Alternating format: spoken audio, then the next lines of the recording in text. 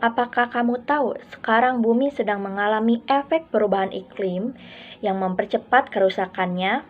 Biasanya kita kenal itu dengan pemanasan global. Jadi apa itu perubahan iklim? Perubahan iklim merupakan perubahan suhu, curah hujan, pola angin, dan efek-efek lainnya secara drastis. PBB mendefinisikan perubahan iklim sebagai gejala yang disebabkan baik secara langsung atau tidak langsung oleh aktivitas manusia. Apa penyebab perubahan iklim? Penyebab perubahan iklim yaitu penyebab yang pertama ada gas rumah kaca, penyebab yang kedua peningkatan emisi, penyebab yang ketiga pemanasan global, penyebab yang keempat perubahan orbit bumi, penyebab yang kelima kendaraan bermotor, penyebab yang keenam tempat pembuangan sampah, penyebab yang ketujuh kulkas dan aerosol, penyebab yang kedelapan pertanian dan peternakan. Apa dampak perubahan iklim? Yang pertama itu suhu udara meningkat. Kedua, menurunnya kualitas dan kuantitas hutan.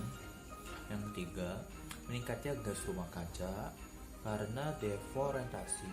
Keempat itu ada berkurangnya area pertanian.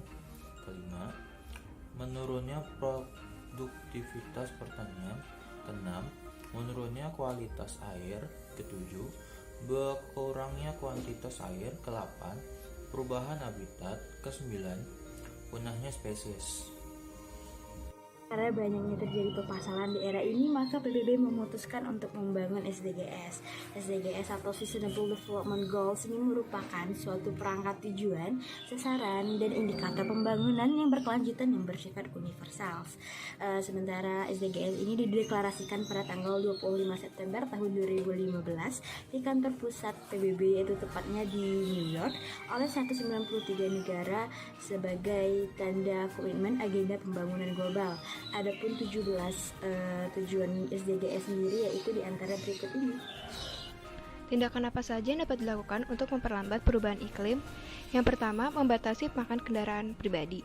Kita dapat berpergian menggunakan kendaraan atau transportasi umum sehingga tidak terlalu banyak kendaraan yang dapat menyebabkan polusi udara.